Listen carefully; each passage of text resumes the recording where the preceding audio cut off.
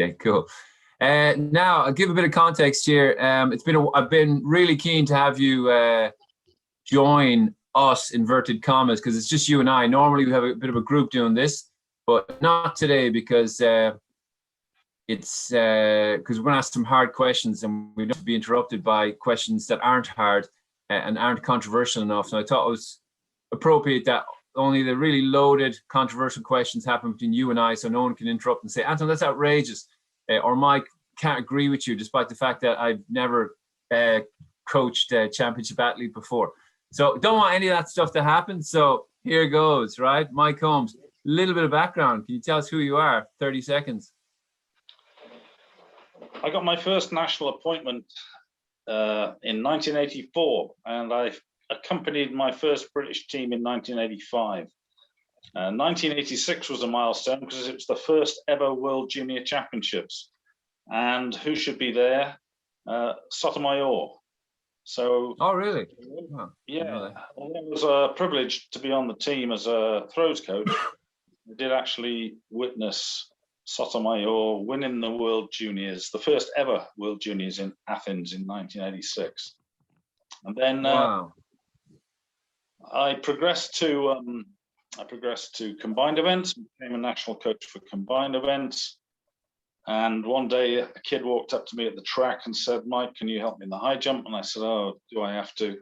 Okay, you just go over there and do some strides and we'll get on with it. And before you know it, the guy had jumped to 25 as a 17-year-old for the British under-18 record, and I became the national coach in Britain for high jump up to the year 2000. Fantastico. And yourself, Mike, you were a thrower back in the day? Yeah, I learned my trade. I went around the country hanging off the coattails of some great throwers, and I learned my trade from these guys, and that's why I started in the gym as a young age. And I actually did weightlifting competitions under their guidance. But I learned a lot about plyometrics. The throwers were leading plyometrics in the country in those days, bizarrely, not jumpers. And I learned my weight training skills to a large degree, and I've hardly ever left a gym since those days. Okay, that sounds good. Right. So, and for anyone who's watching the recording, Mike and I met in 1993, and it was very fortuitous because he helped me achieve good things as a junior and also as a senior, but mainly as a junior. When I jumped 221 as a 19-year-old, and ended up jumping 224. But obviously living in Ireland, Mike in Liverpool, weren't together all the time, but we collaborated for probably 5 or 6 years. Yeah, probably maybe 5. Yes, 6 years, at least 6 years, 7 years actually. So it was a good time, and it was probably the best time of my life in terms of living in Liverpool and experiencing what it was like to be an elite jumper. And just to be totally immersed in the whole environment was fantastic. And I met some great people and had a good time. So that was my background in Liverpool. Despite jumping with Manchester Sale Harriers, which is probably a sore point on the committee, you possibly had to duck a few questions there. But, you know, Liverpool's a good club as well. And Liverpool was a club where Steve Smith was their famous athlete back in the 90s, which was an attraction also to Mike and to that setup. One of the things we talked about in previous Zoom calls was the importance of a squad, like a hub for people to train together. And just because it's kind of led into that, and I know we have an agenda, but can we talk very briefly, or can I ask you, how important do you think it is to have a hub, like a group, as opposed to one or two individuals who just randomly meet up together, the squad?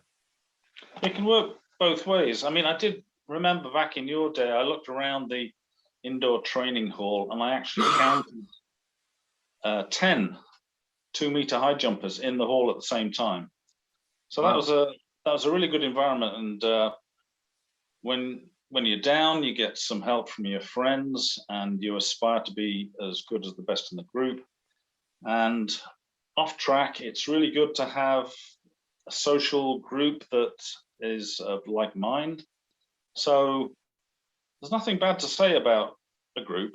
And when you do have a successful center pin like Steve Smith, they come from far and wide. I mean, I got one lad who traveled over from South Africa.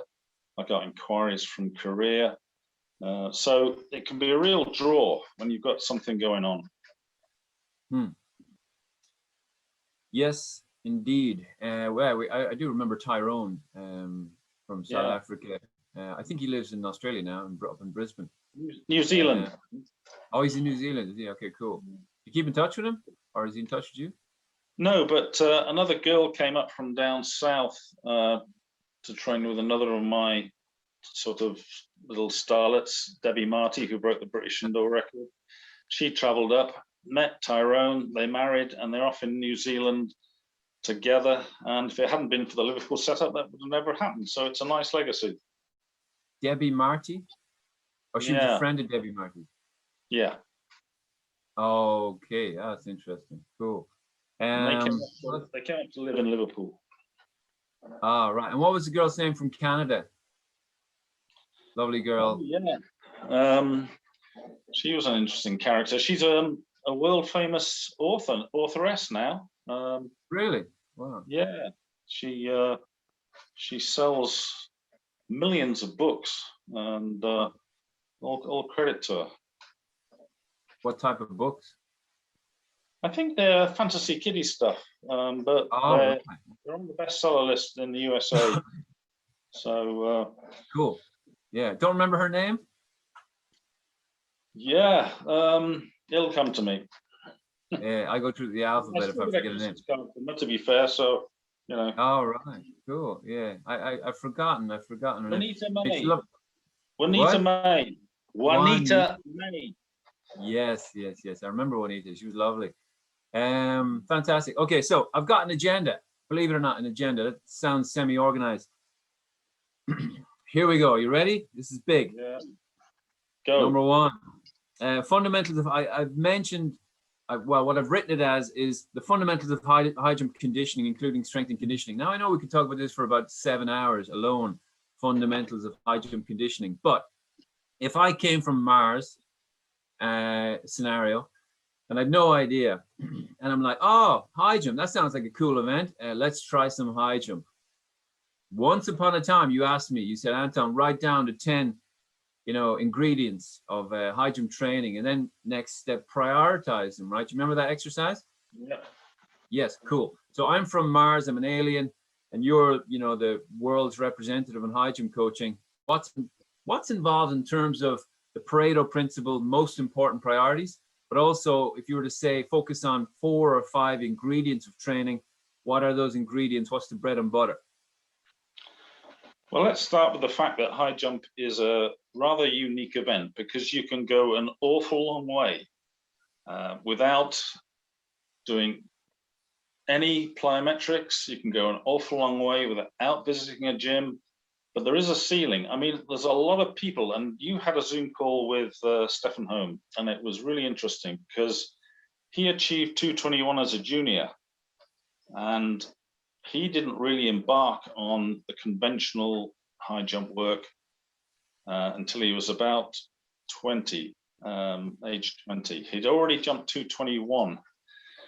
And then he went on a mission to go from the ceiling that he'd hit by relying on natural talent. And he spent 7 years working conventionally on high jump plyometrics and strength training, and achieved 240, and that's a remarkable 19 centimeter gain, having gone natural, if you like, up to the age of 20 and achieved 221. Now, I remember when I was national coach for high jump in Britain, there were a lot of people achieving internationals at 19, 20 without ever having stepped in a gym, and that took them a long way. But if you want to go all the way, then you have to sort of do what Stefan Holm did. He devoted his life later on to high jump, as you know from your Zoom. And 7 years later, he did 240. Now, if you look at Sotomayor, he's different. You had him on. He's very different, but there are similarities in that he started going in the gym at 14. And I think conventionally with the Cubans, he did a lot of plyometrics and a lot of weight training. And by the time he was 21, he had done 244. And the connection with Stefan Holm is that that was 7 years on from embarking on his strength training and conventional plyometric program.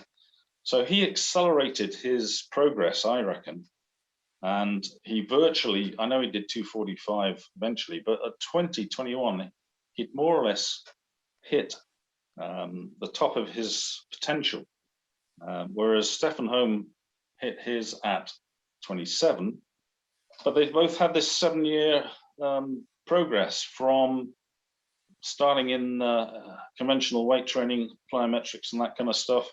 They both had this 7-year span, which took them beyond the natural ability, and they reached their potential. And I could reference Katarina Johnson-Thompson. She started going in the gym at 16, and at 19, she did a 189 in the London Olympics for a PB. But 4 years later, she did 198 for the current British record. So from 16 to 23, that's another 7-year span of conventional plyometrics, strength training. But without that, you can still go an awful long way. So I can see why people achieve a lot and they question the need to go in and do conventional strength training because they've achieved so much without it. But they hit a ceiling. And if you want to go through the ceiling and hit the roof, you have to then eventually embrace the work in the gym and the plyometric kind of work. Excellent. Now, I'm not going to mention the fact that your idioms contradicted each other by going through the ceiling and hitting a roof, but let's just leave that aside. As a former English teacher, I had to point that one out. Go through the ceiling, yeah? Yeah.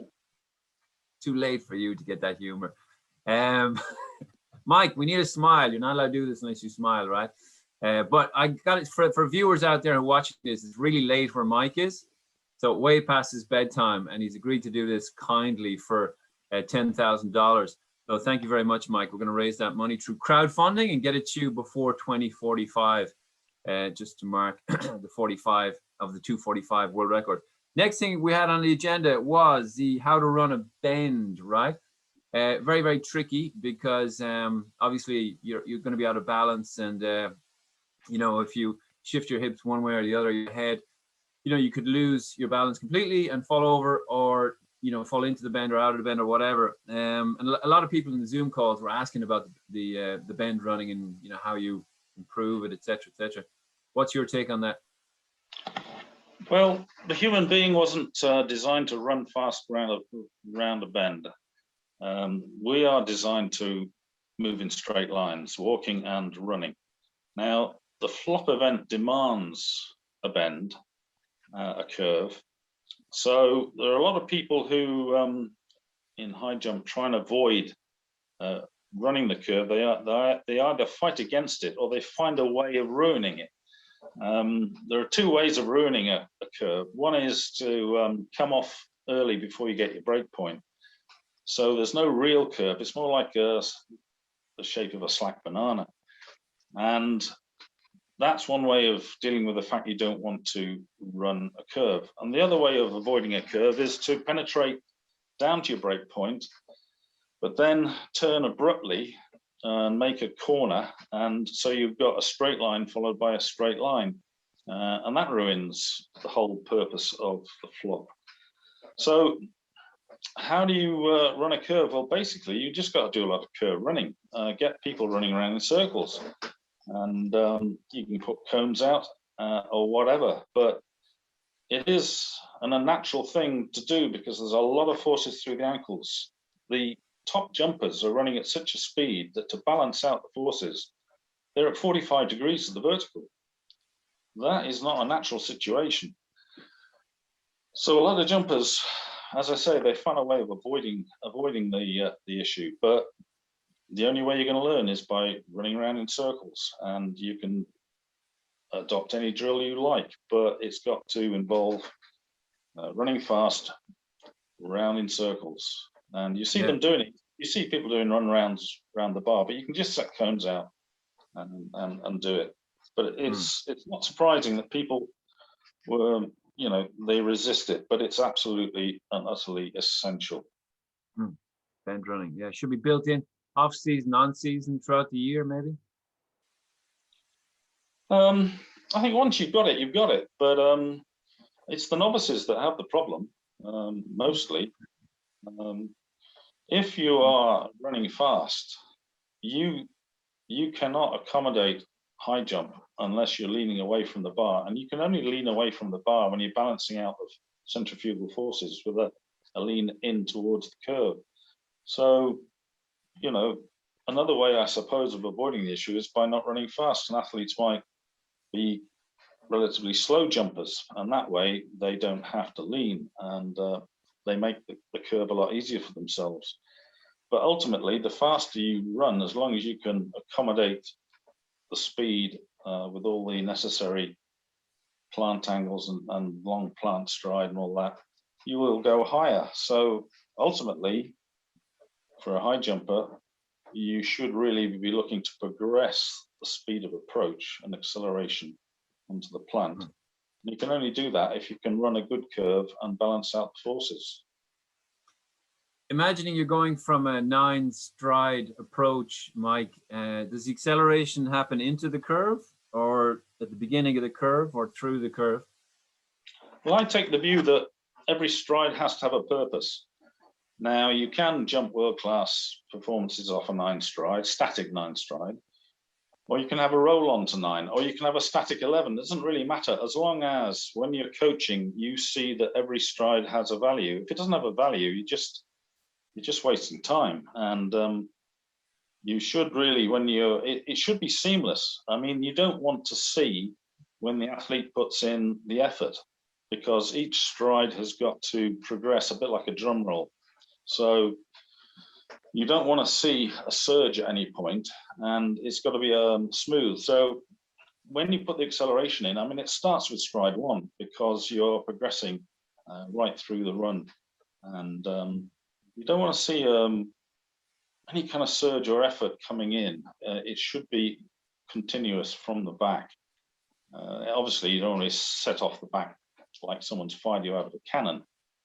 So make every stride have a value and make it progressive and smooth and seamless. Good. Well done.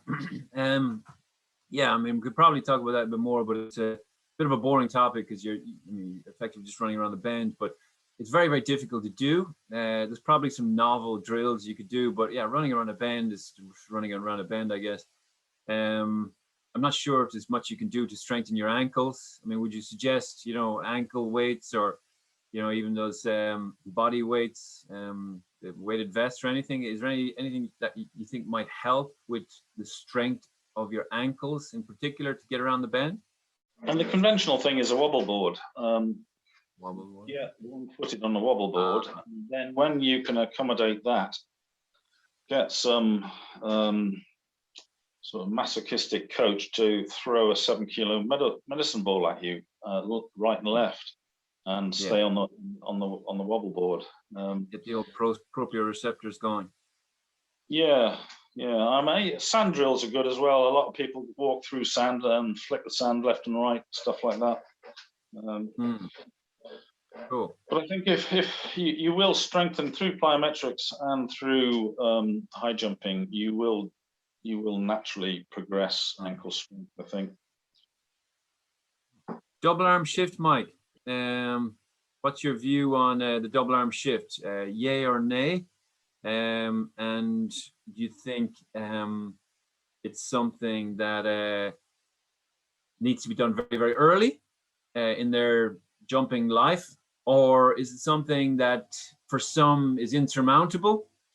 And lastly, Lastly, if you were a 19-year-old high jumper, you'd never done double arm shift, you were about to enter senior championship standard, maybe you were a 220 jumper or something, and you think, you know what, I think I'd like to do a double arm shift. You think it's worth writing off a whole damn year just to get it right? I mean, just saying, no, I'm not even going to compete this year. I'm just going to work on my double arm shift. I mean, is it that important, or what's your view? Right, well, let's take it back to kind of square one. If you ask anyone to stand in front of you and jump as high as they can, they will use both arms.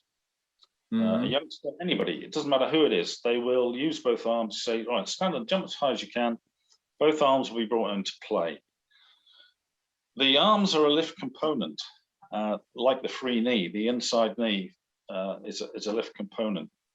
And a lot of people, most high jumpers I find in Britain don't have a policy when it comes to the use of the arms. And there's three basic ways of using the arms.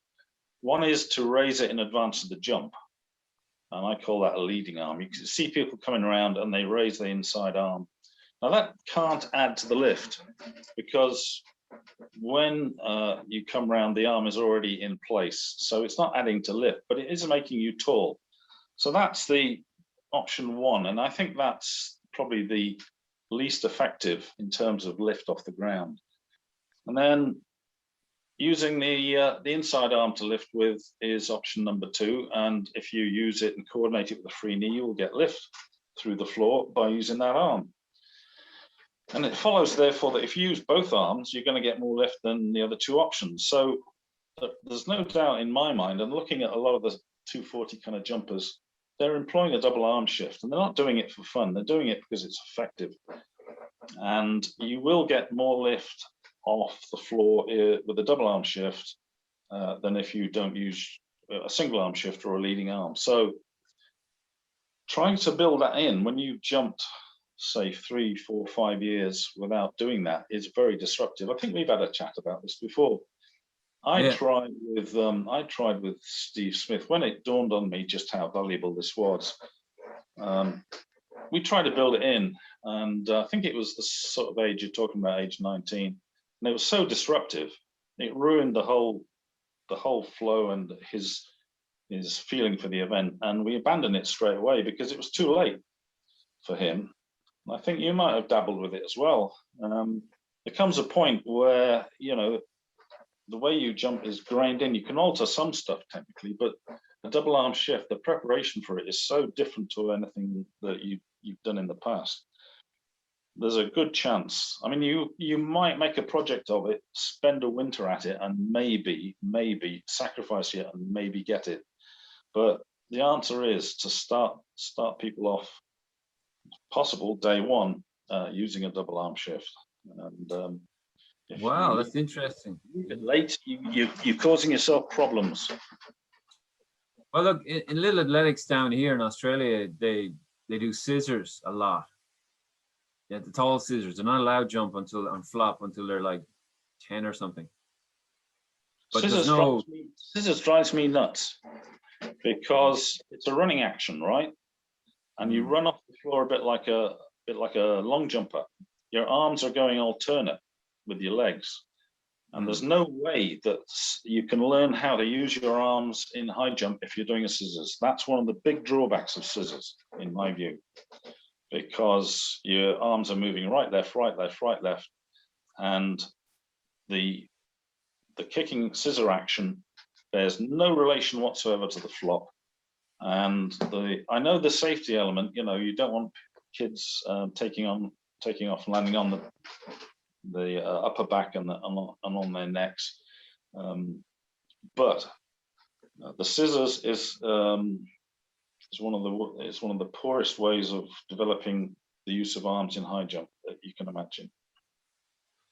Good to hear. So in an ideal world, that let's imagine you were to invent this world as an alternative to the traditional scissors kick, would you introduce something like a double arm shift drill? Maybe not a proper high jump, but something involving a run, jump, double arm shift jump scenario. Could you imagine that? Yeah. One of the favorite drills for double arm shift is putting out a set of hurdles. You'll soon find the spacing, but you do 3 steps between. So you pop your free knee over the side of the hurdle, a bit like doing a lead leg drill for a hurdler down the side. So you go 1, 2, 3, pop over with a double arm shift and getting the free knee up. 1, 2, 3, repeat 1, 2, 3. So you can put out 6 hurdles and go down the side and just do 3 steps between and do just a pop up, free knee, double arm, and the job's good. Or you can, in Wavertree where you used to train indoors, there was a fire exit sign, and I used to get the athletes to run around and try and get their elbow up to the fire exit sign set at about 8 feet. So that's not actually jumping. It's not jumping over a bar. It's just off of sort of 4-stride, 5-stride approach. But it just drills in the idea that when you take off, the arms are used. And I would say that it's crucial when you do the arm shift that the hands stay within the line of the shoulders. You don't want the hands traveling outside the line of the shoulder because that creates lateral forces when you're actually trying to go vertical. So the double arm shift, if it's executed well, the elbows come to ear level and the hand stays within the shoulder for a right foot takeoff. As soon as the hand strays out, you're causing other problems, which we may be able to get into later. Mm-hmm. Mm-hmm. And you can't, in using a double arm shift or any arm work, you can't, the takeoff is so short, you can't extend your hand high above your head. You're just trying to get your elbow high. It takes the shoulder with it. The hand doesn't have to go high. Just get the elbow to ear level. And so it looks like that. Right. But before they do the double arm shift, it looks, it's way back here.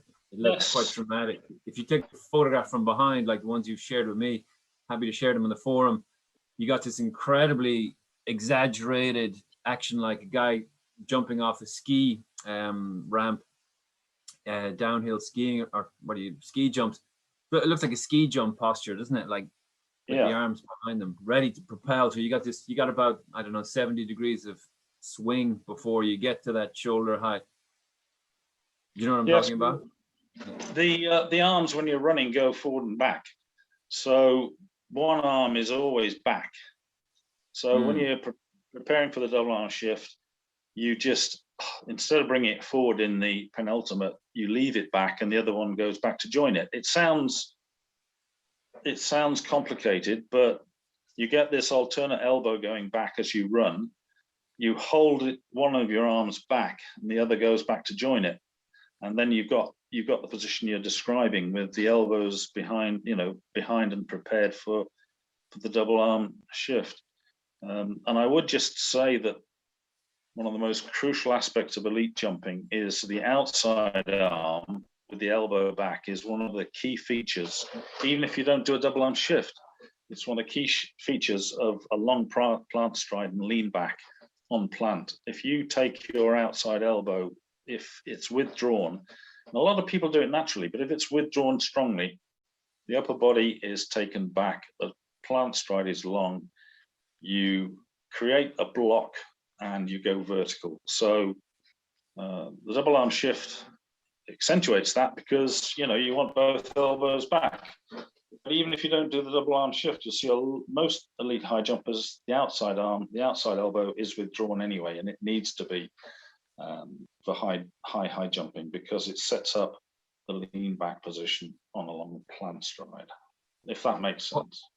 Yeah, well, I need to listen to it a couple of times, but it's quite an unnatural position though when you try and do it, like for 2 arms to go back simultaneously. Yeah, it's like in the triple jump. I wanted to draw parallels with the triple jump, and we talked before about how Jonathan Edwards struggled to get in that double arm shift in the triple on this, I think it was a step phase. But you have a good story about him being on a bus and him saying something like, he struggled basically. But I mean, his leverage. Yeah, right. I was the jumps coach at the Commonwealth Games for England in 1994, and he hadn't had his breakthrough at that point. He won the Commonwealths, I think, with about 17 meters, but he was lamenting the fact he didn't really know what he was doing. And he asked me whether Steve and I knew what we were doing, and I sort of said, pretty much, yeah. Then he got advice. He went to Tallahassee, actually, talking, off high jumper. He went to Tallahassee, found someone who knew what they were doing, and came back and broke the world record. So, and there are other elements to what happened to make his career take off at the age of 28. 28. Wow. Who was the guy in Tallahassee, or girl? It was a guy. I mean, he was very religious at that time, and he was linked into religion when he visited Tallahassee. And this guy was some kind of minister or something. He also knew about triple jump. And let's credit God, hey? Yeah. You're going to jump 1816 or 1829 or whatever it was. It's God, basically. It was a bit of a miracle jump, but it was actually interesting, bit of a tangent, but I was going to touch on psychology later, but I think Jonathan Edwards, I might be wrong in this, but I think he kind of withdrew from the religion thing later on and basically said, yeah, it was basically just positive psychology. Am I wrong in that? Or? Well, the good Lord, he discovered that by not competing on a Sunday, which he refused to do, was costing him quite a lot of money. And I think he got a message from on above that it might benefit his bank balance if he jumped on a Sunday. Yeah, which would benefit the world and the needy, and the less fortunate than him, or maybe him. Yeah, I find that fascinating because God is I don't want to go down this God path, but it's a big draw if you're a believer in God, whatever God you believe in. It's it's supernatural. So you're trying to do supernatural things. I mean, no one's ever jumped 1830 before, or no one's ever jumped 8 feet in the high jump apart from Sotomayor. So hey, yeah, it's bringing God. It is superhuman. So if it works for these guys, I say go for it. Whatever God you're going to choose, if you've got superpower behind you, yeah, go for it and put it down to whatever you want. Psychology was a topic of the discussion, but just in case lightning bolt strikes you before the end of the conversation, I don't want to labor the psychology thing, even though, Olivia, I know it's super important. Not, I'm only kidding. Of course, it's super important. We all got to be very positive. And go through all those drills, etc. But putting aside the God psychology thing, nutrition, which is also very controversial. Can I just go on psychology for a minute? Yeah, go for it. Because if you take out pole vault, which is a bit of a weird thing, jumping high with a stick in your hand, if we eliminate that, high jump's the only event where you're confronted by the problem. It's the only event in athletics. You will come to a point where you look at the bar and say, I have never done this in my life. This is more than I have ever achieved, and I have to achieve that now. And that takes a special kind of guy to accommodate that. And there's a spectrum, I think, of jumpers that there's some that can't deal with it at all, and there's some that can deal with it relatively easily, and there's a whole mass in between. Steve Smith, I was lucky because he came from he actually went to the same school as Rooney, our footballer, at the School of Hard Knocks. Streetwise kind of guys, and he did not respect the bar at all, and you could put it wherever you liked and he would give it a go. I mean, I remember in training we'd do 220 and he'd knock it off, and what do you want, Steve? 223, he'd knock it off. 225, knock it off. 228, knock it off. 230, clear it. And he went into the World Juniors as an aside just to show what kind of a mind this guy had. He did this competition went on forever because it started at 214 or something. But he did a PB at 231. He did a PB at 233. He did a PB at 235, which was the biggest jump of the day. He did a PB at 237, all successive heights, because the heights are predetermined, as you know, in the World Juniors. and it was going up in twos. And by which time he was absolutely knackered. But that kind of, to confront the bar at PB height and repeat and repeat and repeat and repeat is remarkable. I did have a well-known jumper who actually was Irish, dare I say it, for a while. Well, I take responsibility for that competition taking the longest time possible, because I only jumped 2 meters. So I was the guy who started at the opening height and took, I think, 3 attempts to jump 2 meters. I was injured, I think, from memory. I genuinely was. It's your fault he never did 240 then. But possibly I had a jumper who could smoke 220 like Sotomayor, and you put the bar at 228 and it looked like he'd never jumped in his life. We all see those kind of athletes, and there is a case there for using psychology. I think there's a certain amount you can do as a coach to address that, and I have my little way of dealing with it. And we do we do insurmountable high jump work. In other words, I will say to the athlete, off 5 strides, I'm going to set this at a height you cannot achieve, and hopefully that has an effect where they say, I'll show you, you fat bastard. And it generates an attitude. But I do say to them, look, I don't necessarily expect you to clear it, but I do expect a respectable effort. I don't want to see you get anxious, crash through it, try to muscle it, all the things that ruin attempts at PB heights too often. So I set the bar at a height which I don't believe they can achieve, and I expect respectable effort. I mean, I watched a kiddie jump, only a novice at Trafford last year, and she was kind of 14 and hadn't achieved much. And the thing I took away from that, watching that youngster, the higher the bar went, the better she jumped. That is so rare. And she got better and better and better. I don't know what she did, 160 something or other, having never kind of being a complete novice. And I thought, that's gold. That's a gift.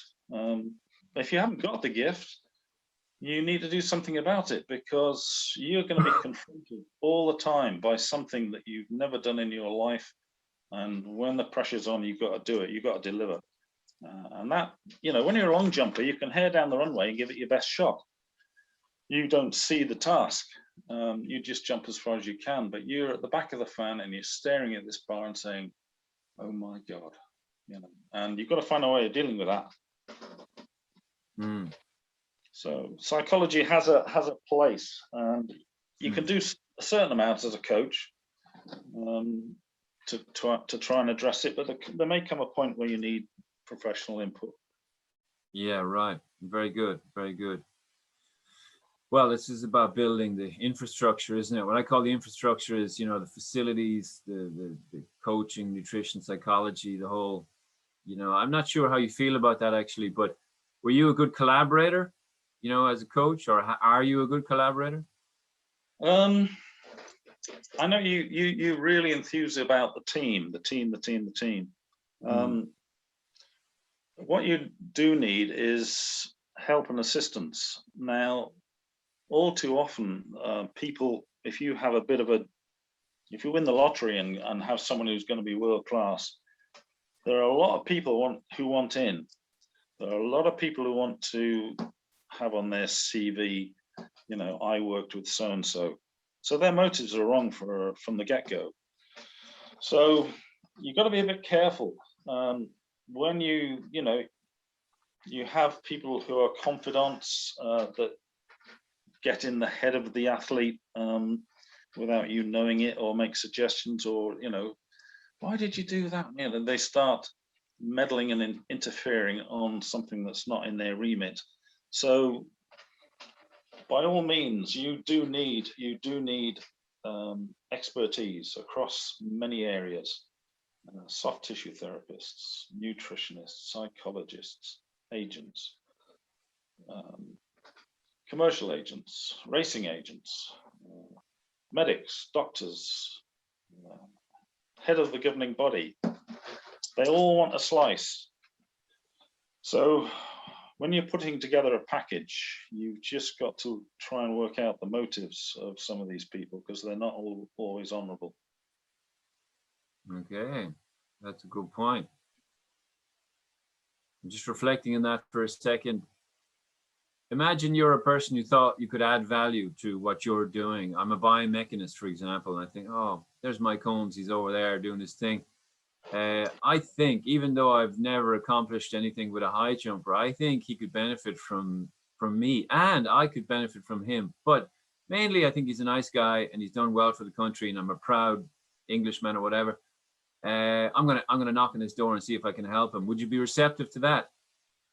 I think you've got to be, but you've got to be analytical about it and make judgments. And Okay, so it's an intuitive thing as well, is it? You're going to say, okay, yeah, you're a nutritionist, but is this more about me or you, or I wonder how you make that decision. well, I'll tell you the thing that really does bug me, and we've sort of, I don't know if it's coming up, but we've kind of glossed over it, and that's strength and conditioning.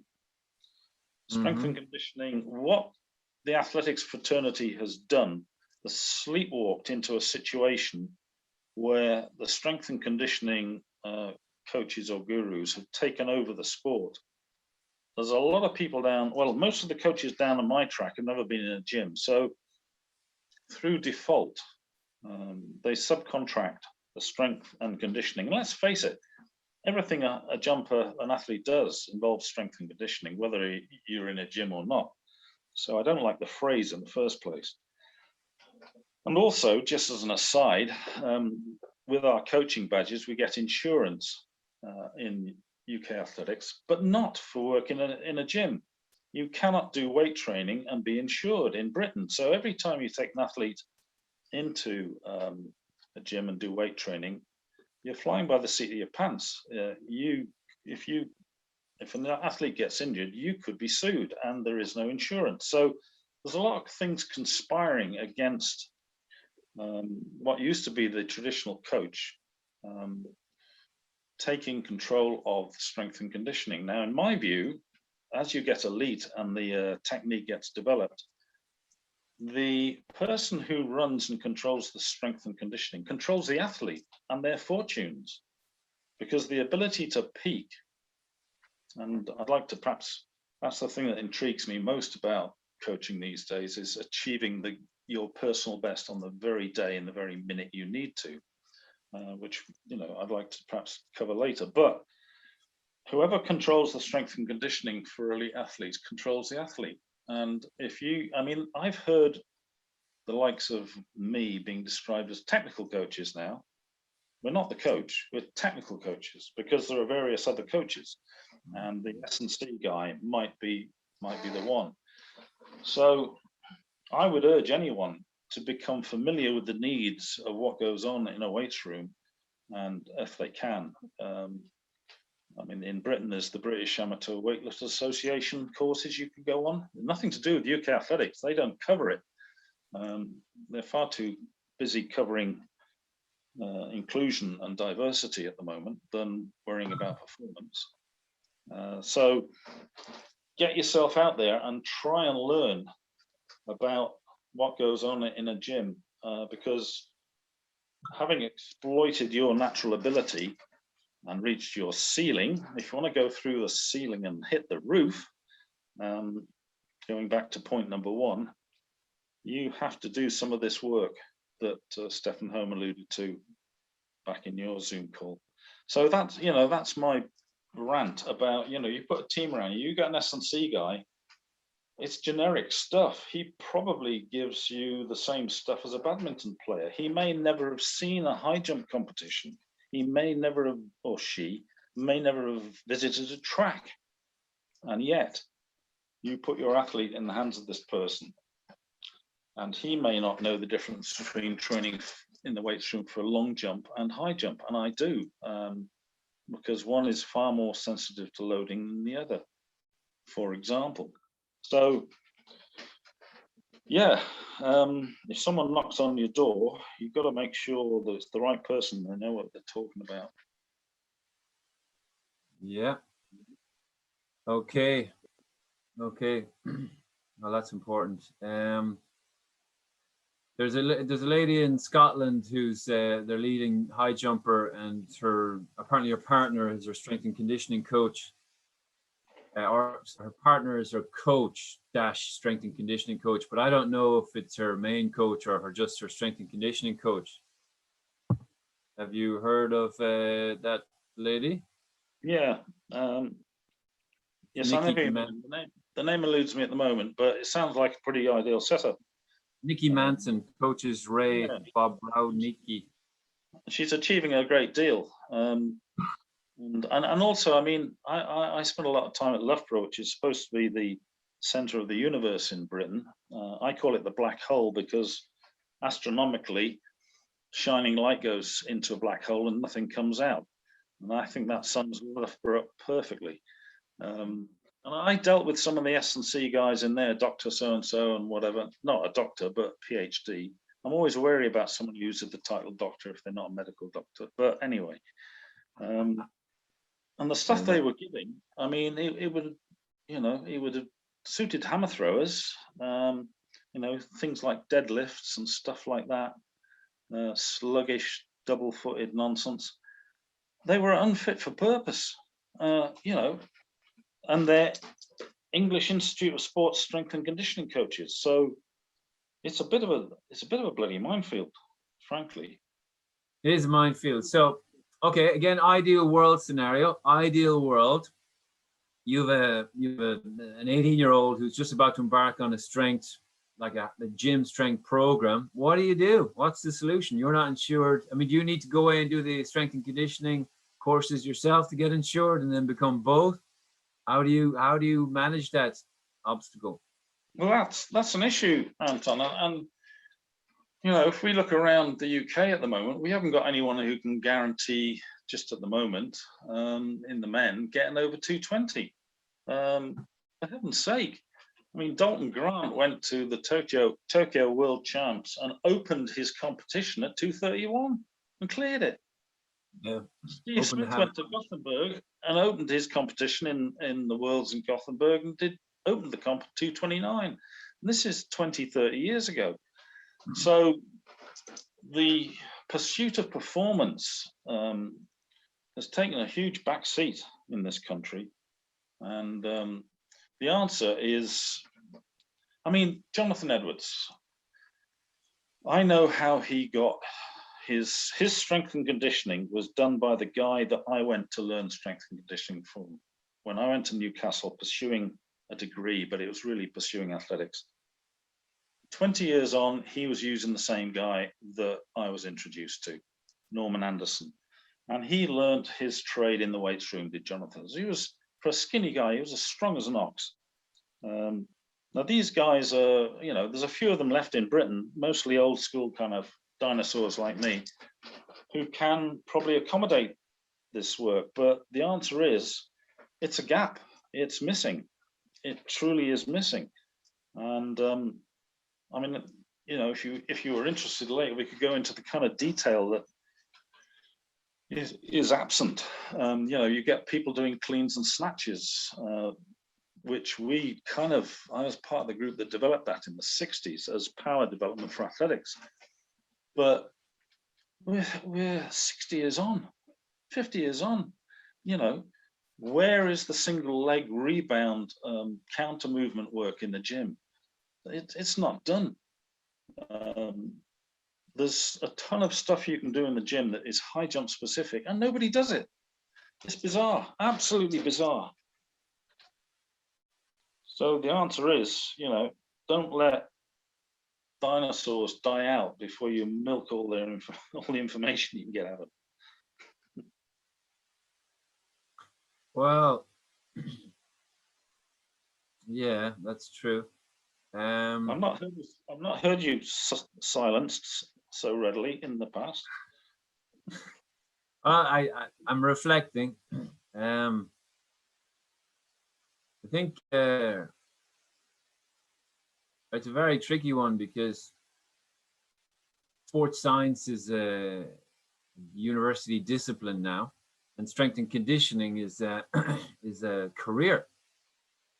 So when you've Yeah, got an academic pursuit coupled with a career, then that's an authority on the subject.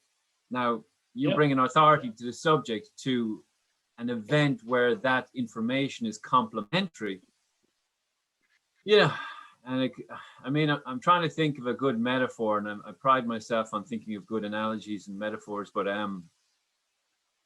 let me see. A good one might be, well, a house might need a lick of paint, right? And you get a famous artist, and you say, "Well, I need my house painted," and they'll say, "Well, I've worked with paint my whole life. I'm an artist."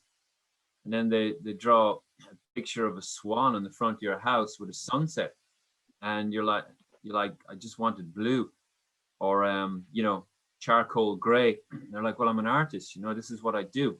The point I'm trying to make is that the artist is going to do whatever the hell he wants. That's a creative and artistic, but they're both called painters. The strength and conditioning guy can go down all sorts of paths and say, well, this is how you build strength. It could be hypertrophy, it could be the Arnold Schwarzenegger, muscle man thing, or it could be rugby league or rugby union strength, but it's just generic strength.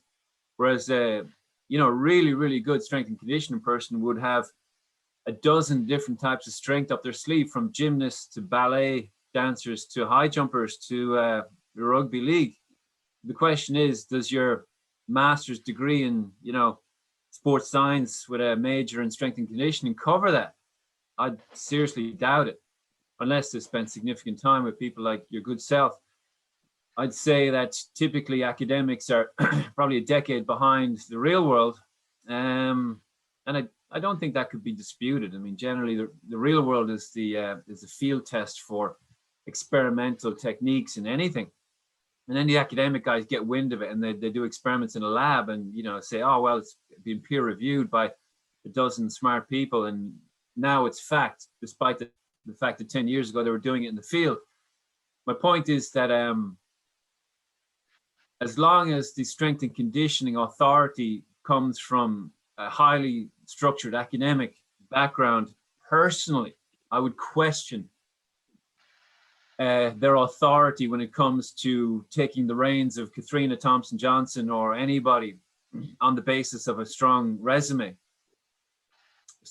Meaning, there's two worlds. There's the academic world or the career world, and then there's what works world. When I was very, very young, when I was competing, we didn't care about the credentials of a physiotherapist, for example. We cared about what worked. So when we found a physiotherapist, when I was competing at a high level, we never would ask the question, did they study in this university? It was always, does the person work? You get better, That's all you cared about. So it could be a sheep shearer from New Zealand who's got a strong pair of hands and can break down scar tissue, is incredible with massage or whatever. That's the person we'd see. I'd rather see a sheep shearer with strong hands and a good sports massage rather than someone with a PhD in sports massage. So I guess the point I'm trying to make is, if you're going to facilitate this collaboration, then you need to be very, very careful about the criteria, the assessment criteria based on outcomes rather than qualifications. yeah. I think that's very eloquently said. Can I just give you one quick example? Cleans and snatches, right? They are the go-to power exercise for athletes. Let me just put this to you. One, it's double-footed. High jump is single-footed. Two, it's all concentric. There is no counter movement. Three, it's highly technical. Four, a woman would lift, say, 60 kilos, 65 kilos in a clean. That's 30 kilos per leg. Next, the speed of takeoff in a high jump is 150 milliseconds. The speed of a clean is double that. there is no counter movement, there is no eccentric movement. 30 kilos per leg is garbage. You can put an athlete in a certain machine, get them pinging with single leg with 200 kilos. When you plant in the high jump, it's something like 20 times your body weight. What's 30 kilos going to do of consent? You're not even dealing with the collapsing forces in the clean and snatch. I rest my case. There are better ways these days of working it, but standard practice is cleans, well, not so much snatches, but cleans. And I've just explained why it takes a couple of years to get the technique. If you're 6'7", like your mate Danny Graham, you'll never achieve it anyway. It's garbage. Move on. So that's my issue. And if I walked in somewhere and I spoke to an S&C guy and they gave you a diet of cleans, I'd walk out. That's interesting. Simple as. And I would challenge anyone to shoot down the 4 or 5 points I've just made. The one thing that cleans does do, mind, it does strengthen the glutes. That has value, but you can do that in other ways. I'm going to allow this pause for a few seconds for everyone to think. Yeah. I mean, when you're in a gym, you've got to be specific. Counter movement, the high jump, you put your foot out. There's a tendency for your leg to fold. You've got to resist that. That's eccentric movement. Then you've got to straighten it. That's concentric movement. Get that done in the gym somehow. And there are various ways of doing it. And then you get people saying, for example, and I think Stephen Holmes said it, and I've in a couple of your Zoom things, what range should we do in squats, for example? Oh, we go arse to the grass. Why do you do that? Well, I don't really know. I like to work the full range. I'm thinking the full range of what? Squatting childbirth in the Serengeti Plains. What are you doing with your ass to the grass? Your leg only flexes, 20 degrees. 15, 20, 25 degrees. So if you're using 100 kilos of the deep squat, you could be using 350 kilos with a quarter squat in the range that relates to high jump. And Katrina Johnson-Thompson, albeit in a machine, was using 380 kilos for a quarter squat just below the flexion involved in the high jump for a set of 5. And she didn't do bad, and she's moved on from Liverpool, and she's not jumping as high now because I suspect that work's not going in. But you do full range squats, good for the glutes, but it's not addressing the range of the event and the loading that you can handle in that range, because the deeper you go, the lighter weight you use. And when you get off a deep squat into the range of high jump, you're underlifting. If you're looking for gross strength and not speed strength. And he was quite proud of that ass to the grass thing. I mean, he emphasized it. He was emphatic that worked. And I remember being told before by somebody, I can't remember who it was, yeah, go deep, go deep. But usually, gym junkies, the guys who like hanging out in gyms, they're like, yeah, you got to go deep, man. Yeah, this quarter squat thing, no, forget it. Deep, deep, deep, deep, deep. I dismissed it at the time because I was from the school of, Mike Holmes. But yeah, listening to Holm, I thought. Look, Anton, it works the glutes. And that is a good exercise for the glutes, right? And I don't deny it. I do other stuff for the glutes, but in fact, I do have a glute machine when we do go to right down on our haunches. But we know that it's specifically for glutes, which are a valuable asset in high jump. And if you're working deep, you will gain in that respect. But if you're expecting it to address other elements of high jump takeoff, with your plant leg, it doesn't do it. It's, you're underlifting. So yeah, by all means, you can do your deep stuff, but that should not be the sole squat exercise for high jump. I'm not saying you shouldn't do it. I can see the value of it, and I do actually do some myself, but I do it with a specific purpose, and then I go on to the quarter squat stuff for other purposes. Yeah, the kind of the core. I mean, the core priority type stuff. Is your shallow lifting.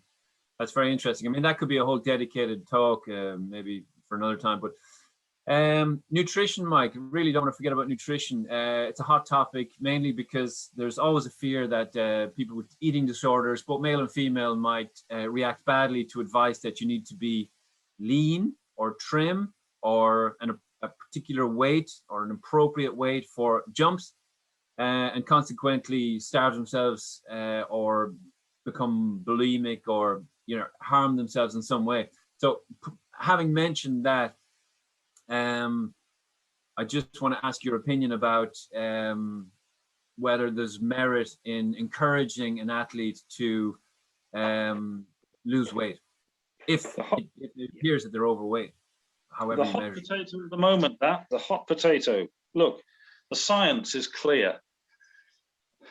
If you apply a force to an object, a certain force, setting aside wind resistance, the lighter object will go further, faster, and higher. Fact. If a high jumper comes in and he weighs 100 kilos, the load on the plant leg is absolutely massive, and it probably can't be resisted, and the lighter athlete will prosper. That said, in Britain, the retired gymnasts have raised the issue of harassment, bullying, lack of safeguarding, and they relate to many aspects, from being trained hard to being told to get skinny.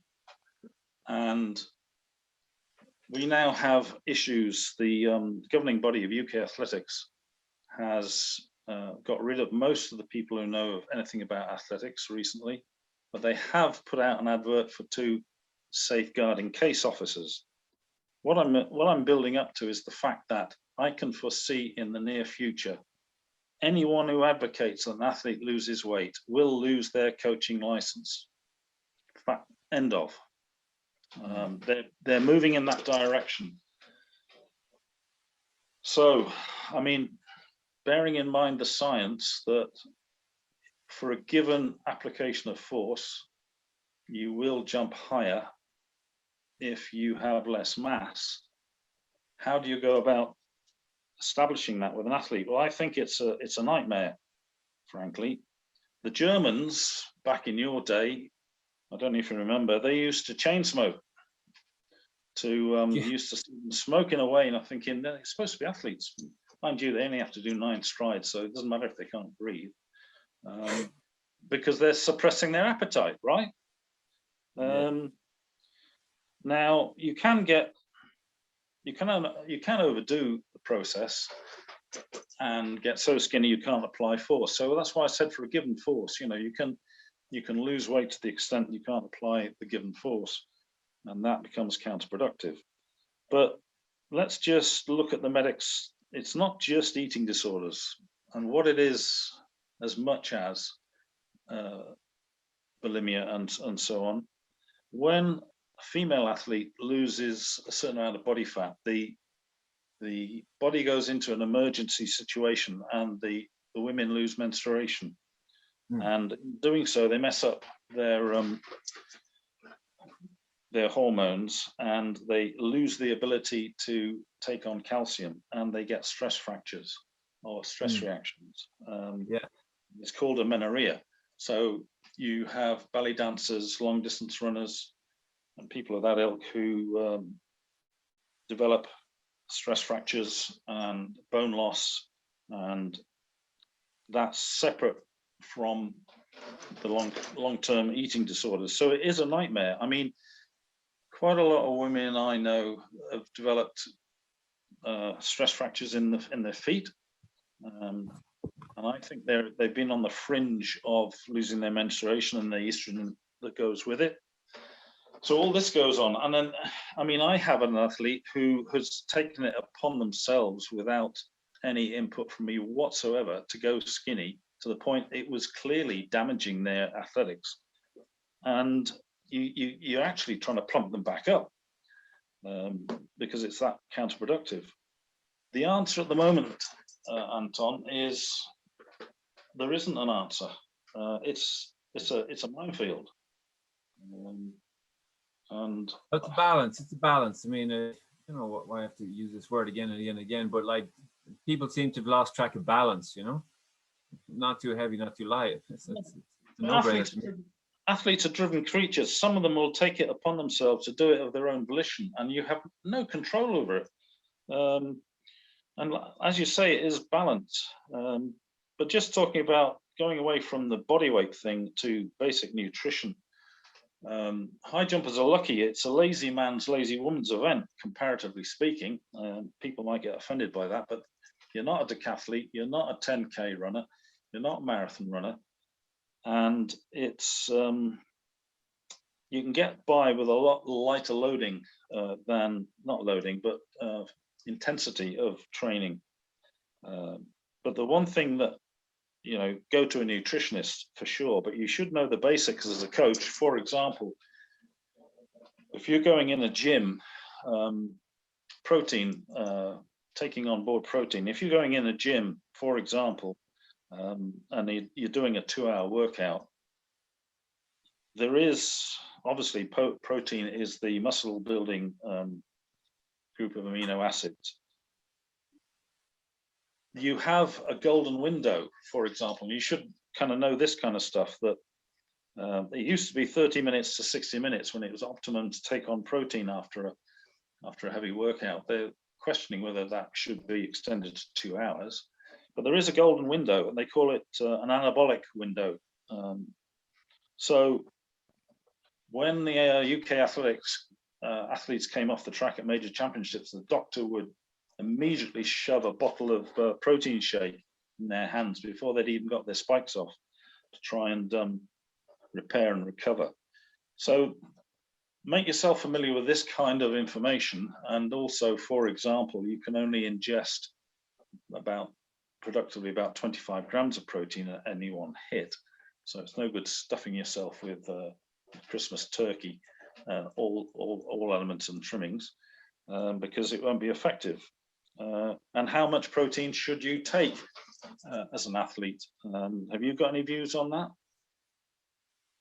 No, I don't. Right. Here's a view for you.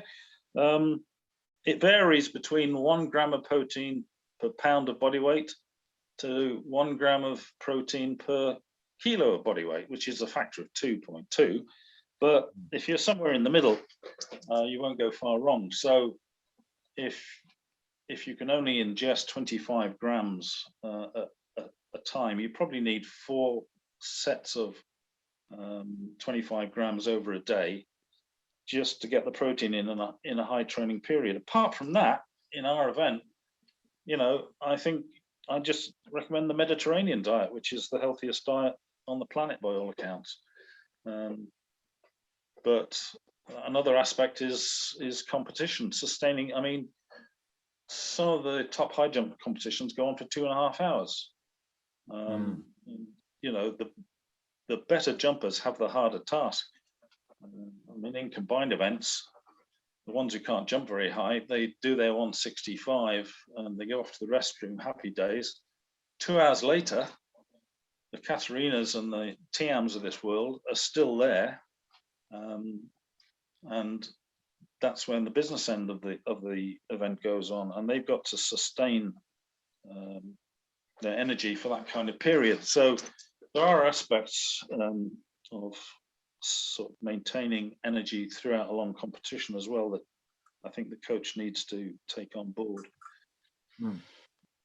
Excellent. Now I'm conscious it's very late over there, Mike. For any viewers, Mike, it's the middle of the night over there. It's about 2 a.m. or something crazy like that. So I do thank you sincerely, because this is extremely valuable information. The purpose of this whole talk is to glean little nuggets of wisdom from people who have got an incredible track record in the event, which you do, Mike. And I think people will be very appreciative of it, for the simple reason that it's a hard time right now. And a lot of kids in the community who people just want to help improve. And my feeling is that you might as well do it right, because there's a lot of people doing it wrong. And you don't want to be in that group. It's staggering how many people just make it up as they go along. And that's the modus operandi of a lot of people. Just say, oh, high jump, long jump over, whatever, let's just make it up as we go along. But they don't have to, particularly in this age of social media, etc. Last thing I'd like to talk about, Mike, is peaking. If you've got time, you were brilliant at peaking and the importance of recovery. Just how important is recovery, and what does recovery mean for you? What is recovery? What is that? This is the thing that fascinates me most about coaching. Frankly, the biggest gift you can give an athlete is to guarantee, and I use the word guarantee, an athlete that they will be in shape to do their lifetime best, or for a seasoned athlete, the season's best, on the very day and the very hour that they need to. And by that, I mean, it can be at any level you like, really, but we know when the Olympic final high jump is going to be, for example, right? And it's, the start time, and you can guess the finish time.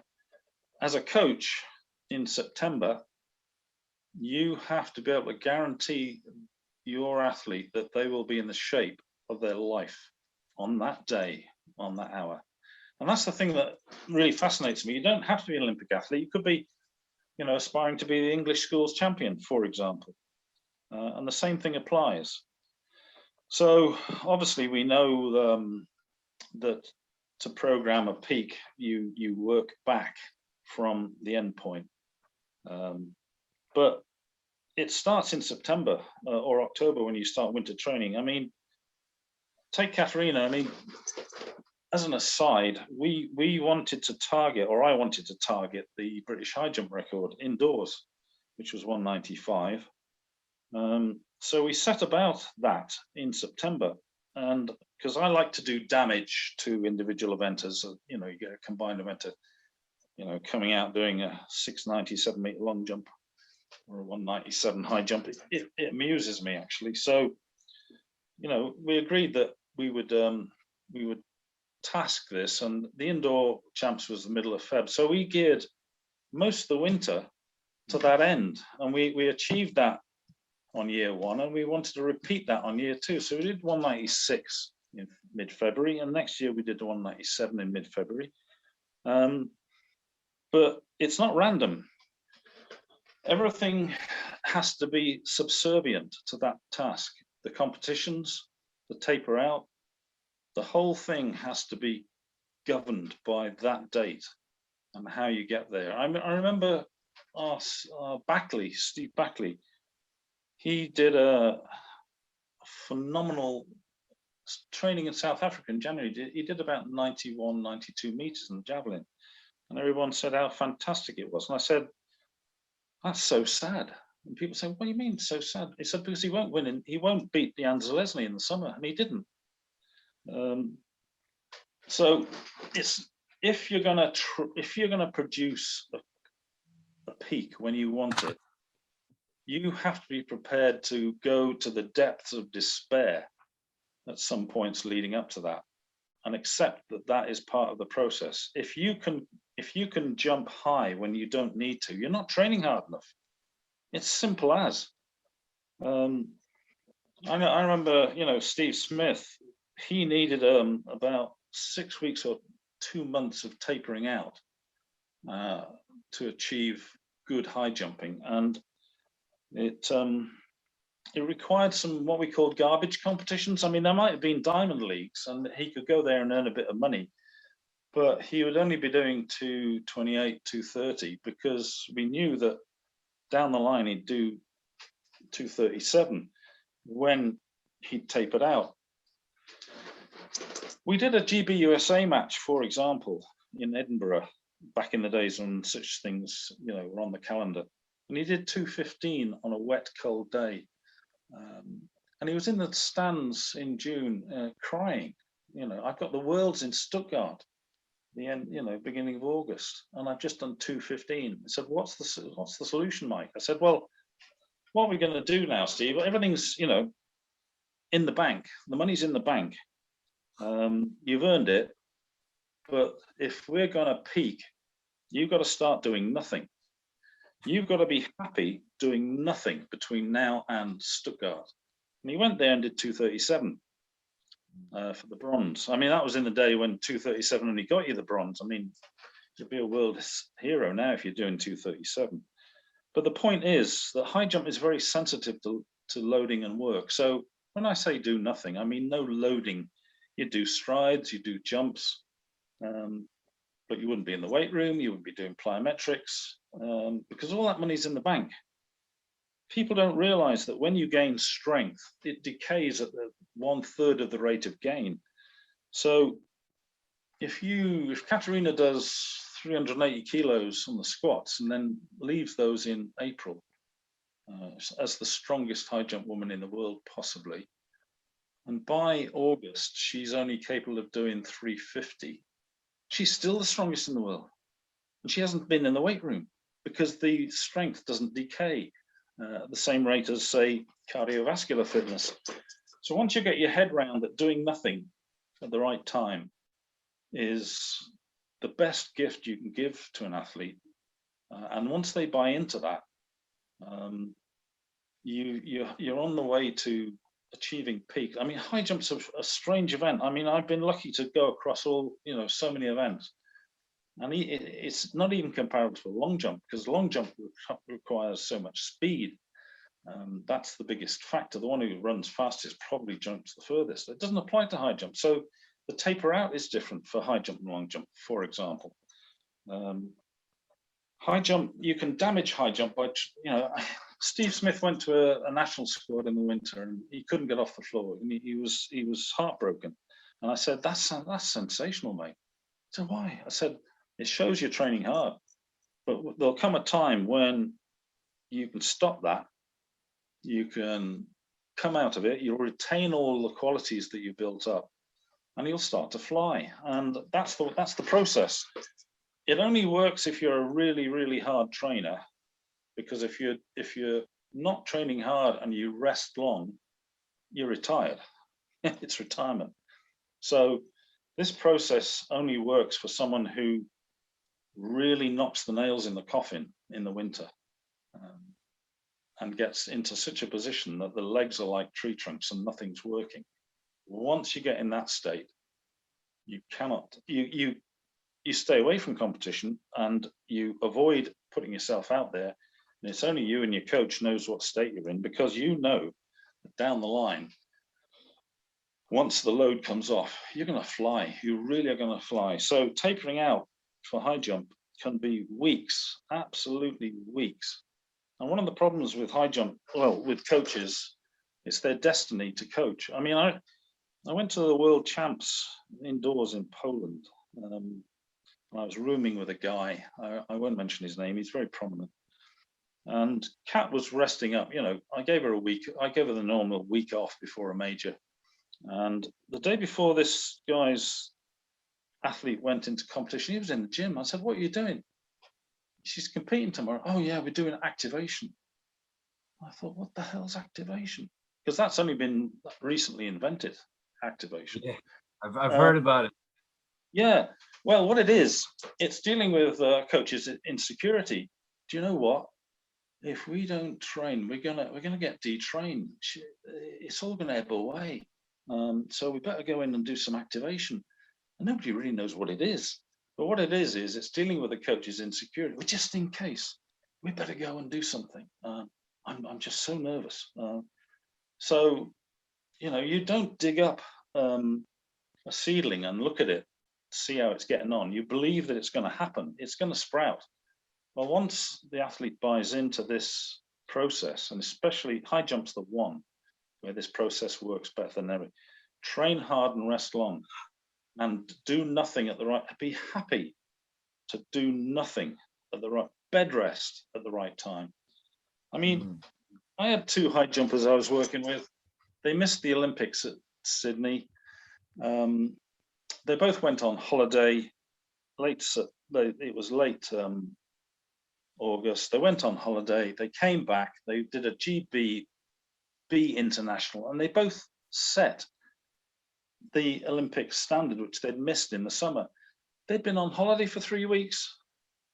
They came back and did 193 at that time. Was the Olympic qualifier. Neither of them had trained, and I've got so many anecdotes like that. So it only works if you've really put the work in. Because, as I say, if you don't put the work in and you rest for a long time, you're actually a retired athlete. But does that kind of? Yeah, absolutely. We had a big success with Thomas Barr at the Rio Olympics 5 years ago now. But I kind of added 2 and 2 together on that one because he had been injured. He'd been injured for a bulk of the year. And that's a fact. I mean, there's no denying. I mean, anyone who knows his training situation before Rio will know that Tom Barr was injured for the bulk of 2016. He was. In fact, I was at his coach's house, Haley and Drew Harrison, just before the Olympics, because I was going to go over, and they said, yeah, it's touch and go, whether he compete. Touch and go. No, what do you mean? He said, well, he's been injured for a long time, meaning he missed a bunch of training, and yeah, it was dragging on and on and on. He had a terrible year. And he had a good winter, apparently.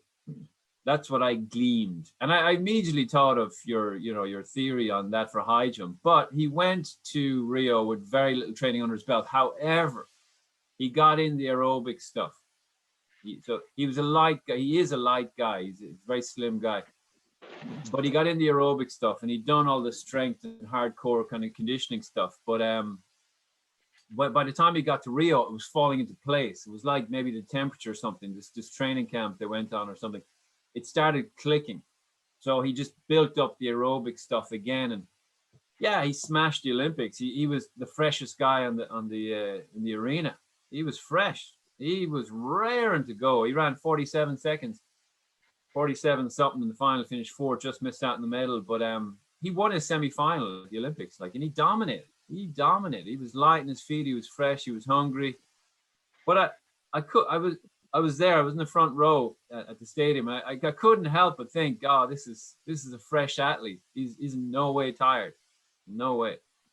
I put it down to that. I put it down to a guy who was just bursting to run because he'd been held back. But he'd had the previous year to that, he had a good few years of conditioning in his legs. And then suddenly, like John Edwards in 95, 94, 95, when he had that injury, he had this forced rest. You talk about that forced rest.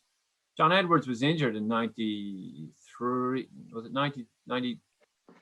He was injured before 95. 1 year he was out. I can just jump in there because I was going to mention Jonathan Edwards, because when he had his breakthrough, all the coaches, we got him into a lecture room in Stoke, one of these amphitheaters, and he was sitting down there on the desk. So, right, Jonathan, tell us how it happened. You were a 17-meter guy. Now you're 1829, 1843 windy. How did it happen? And he kind of looked up and said, I haven't got a clue. But when they penetrated the situation deeper and asked questions, what happened was he was that fed up at the age of about 28 or whatever. He semi-retired. He stopped training that winter. He'd had 10 years with Norman Anderson back in Newcastle in the weights and all that. And he was a hell of a athlete in the weight room for a skinny guy. He said, yeah, I packed up. I'd had enough. I came out and did some sprints in February. And I went to the 3A's, the Loughborough match, the international Loughborough match. And I jumped out of my skin. And there's a case in point. It's an extended period of training, an extended rest, a bit like your 400-meter guy. And, he took off from then. But it was a period of semi-retirement and some fast sprinting in the spring. And suddenly he was 1829. Remarkable. But people hear these things. They don't build it in to their programs. But it's so easy. You have to get the athlete to buy into this, because someone like yourself, you're not happy unless you're doing stuff, self-destructing really. And if you had a rest day, you'd go off and bloody play tennis, for example. I seem to remember. But people, I actually, my best performances, I did rest. I mean, I do distinctly remember resting. I remember being in the Canaries in April '94 and feeling flat, and you saying exactly what you said a short while ago, which was, yeah, that's good, it's the sign you've trained. And May, I was still pretty rugged.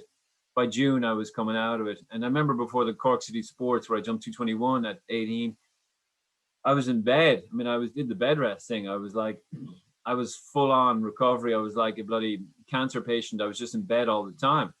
And then suddenly, you get out of bed and, you're bouncing off the walls, And also at the end of '96, I had peaked too late. And I remember it was September.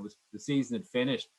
And I was in Germany because I was studying German, and I remember bouncing off the walls. I'll always remember I was in this apartment in Germany. I was living in an apartment in Frankfurt, and I couldn't get a competition. I mean, it was all finished, but I'd stopped everything. I was a month stopped, and I had all this jumping in me. I was literally bouncing around with all this incredible elastic strength with no competition in sight, and it was approaching October, so I timed it wrong. That was '96.